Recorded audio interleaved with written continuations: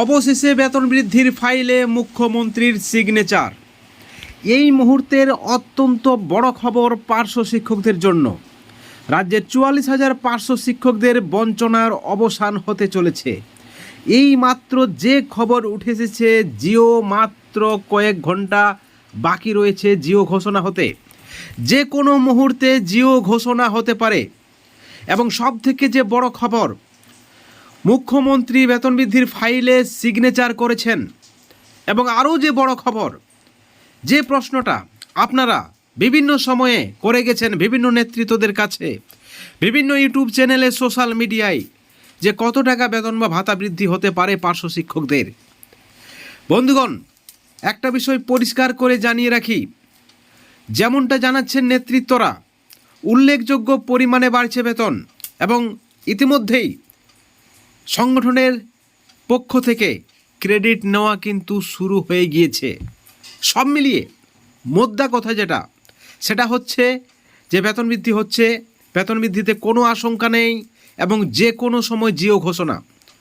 মুখ্যমন্ত্রী সদয় হয়েছেন। আপনারা বিভিন্ন সময়ে যে খবর শুনে আসছেন যে মুখ্যমন্ত্রী সদয়, একটা পজিটিভ পরিবেশ রয়েছে, শিক্ষামন্ত্রীর পক্ষ থেকেও সদর্থক চিন্তাভাবনা রয়েছে। জাস্ট যেটার অপেক্ষা ছিল সেটা হচ্ছে মুখ্যমন্ত্রীর একটু সদয় হওয়া এবং অবশেষে মাননীয় মুখ্যমন্ত্রী মমতা বন্দ্যোপাধ্যায় পার্শ্ব শিক্ষকদের জন্য সদয় হয়েছেন। এবং যে খবর উঠে আসছে, অত্যন্ত বড় খবর, সম্পূর্ণ অফিসিয়াল খবর, অবশেষে বেতন বৃদ্ধির ফাইলে মুখ্যমন্ত্রীর সিগনেচার। এবং যে কোনো সময় সরকারিভাবে, আনুষ্ঠানিকভাবে মুখ্যমন্ত্রী বা শিক্ষামন্ত্রীর মুখ থেকেই কিন্তু জিও ঘোষণা হতে পারে। একই সঙ্গে প্রশ্ন উঠেছে যে এর আগে আমরা দেখেছি যে পার্শ্ব শিক্ষকদের বেতন বা ভাতা বৃদ্ধিতে সরকারপন্থী সংগঠনের একটি হাত রয়েছে। সরকারপন্থী সংগঠন নেতাজি ইন্ডোরে বা অন্য কোথাও একটি সভা ডাকবেন, সেই সভাতে মুখ্যমন্ত্রী বা শিক্ষামন্ত্রী উপস্থিত থাকবেন এবং সেই সভা থেকে স্বয়ং শিক্ষামন্ত্রী বা মুখ্যমন্ত্রী পার্শ্ব শিক্ষকদের বেতন বৃদ্ধির ঘোষণা করবেন। এবারও কি সেটাই হতে চলেছে?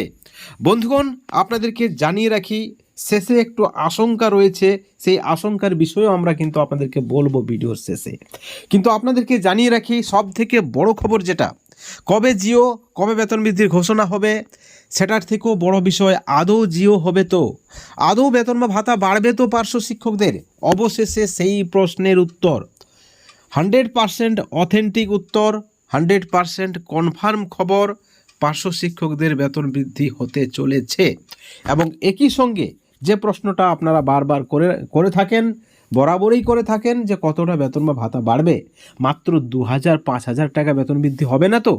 কারণ 2025-এ দাঁড়িয়ে একজন পার্শ্ব শিক্ষক এবং বাকি যারা এসএসএম কর্মী রয়েছেন, তারা মাত্র 10,000-12,000 টাকা যদি হাতে পায়, তাহলে কিন্তু সেখানে কোনোভাবেই একটা সংসার চলতে পারে না।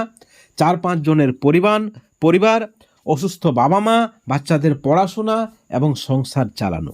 বর্তমানে বাজার দ্রব্যমূল্যের যেভাবে বৃদ্ধি পাচ্ছে, দিন দিন বৃদ্ধি পাচ্ছে বাজার দ্রব্যমূল্য, সেখানে টেক্কা দিতে হলে, বেঁচে থাকতে হলে একটা উপযুক্ত পরিমাণে বেতন বা ভাতা বৃদ্ধি করতে হবে। এখন প্রশ্ন হচ্ছে যে এই যে ভাতা বৃদ্ধি হচ্ছে, জিও যে কোনো মুহূর্তে ঘোষণা। আপনারা যদি দেখেন, বিভিন্ন নেতৃত্ব, বিভিন্ন সংগঠন কিন্তু একই কথা বলছেন, আধিকারিকরাও একই কথা বলছেন।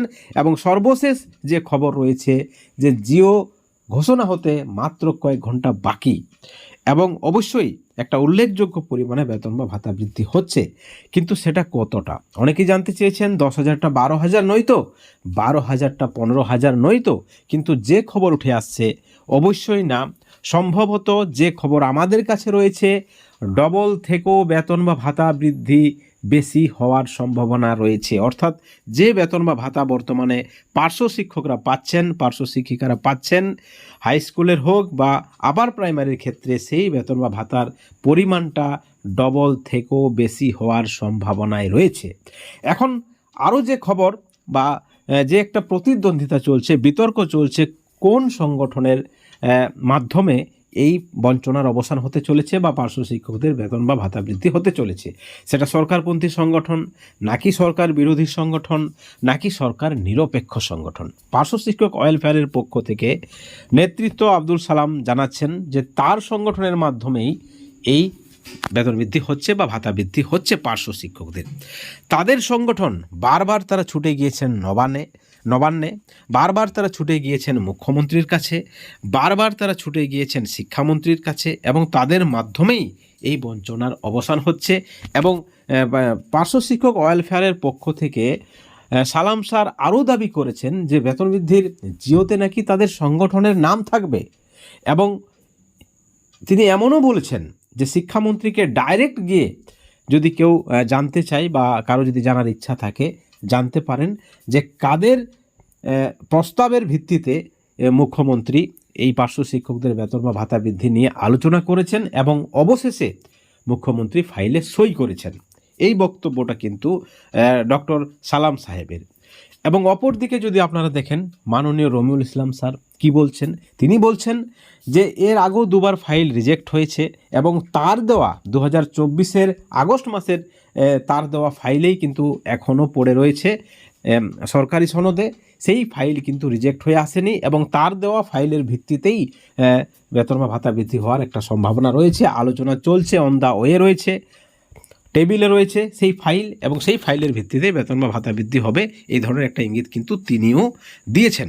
এখন প্রশ্ন হচ্ছে যে কোন সারের মাধ্যমে দাবি আদায় হচ্ছে সেটা বড় কথা নয়, সব থেকে বড় কথা যে বঞ্চনার অবসান হতে চলেছে এবং যার মাধ্যমেই বা যাদের মাধ্যমেই দাবি পূরণ হচ্ছে প্রত্যেককে ধন্যবাদ রাজ্যের 44,000 পার্শ্ব শিক্ষক শিক্ষিকাদের পক্ষ থেকে। সব থেকে বড় কথা জিও ঘোষণা হোক এবং বঞ্চনার দীর্ঘদিনের বঞ্চনার অবসান হোক, এবং তার থেকেও বড় কথা যে পার্শ্ব শিক্ষকদের জয় হোক, পার্শ্ব শিক্ষকদের মুক্তি হোক। এবং একই সঙ্গে যে আশঙ্কার কথা উঠে আসছে, এবার আসা যাক আশঙ্কার বিষয়ে। অনেকেই বলছেন যে সরকারের একটা নির্দিষ্ট নিয়ম থাকে, গাইডলাইন থাকে, এবং সেখানে নেতৃত্বরা যদি আগে থেকে খাওয়াখাওয়ি করে বা ক্রেডিট নেওয়ার জন্য আগে থেকে একটা মহাভারতের সৃষ্টি করে, যুদ্ধের সৃষ্টি করে, সেটা কোথাও না কোথাও হিতে বিপরীত হতে পারে। অনেক সংগঠনের পক্ষ থেকে দাবি করা হচ্ছে যে কোনো নেতৃত্ব নাকি বাধা দিচ্ছেন যে এই মুহূর্তে যাতে করে জিও ঘোষণা না হয়, জিও ক্রমেই পিছিয়ে যাচ্ছে, অর্থাৎ এই যে একটা দোষারোপের পালা সেটা কিন্তু অত্যন্ত ক্ষতি হতে পারে।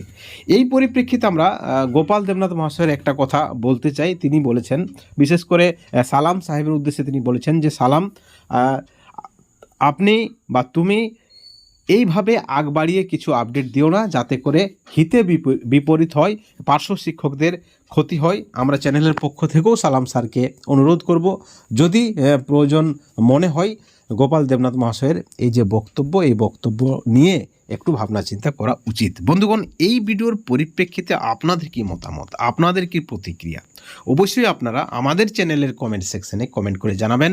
সকলে ভালো থাকবেন, সুস্থ থাকবেন এবং পরবর্তী আপডেটের জন্য চ্যানেলে নজর রাখবেন।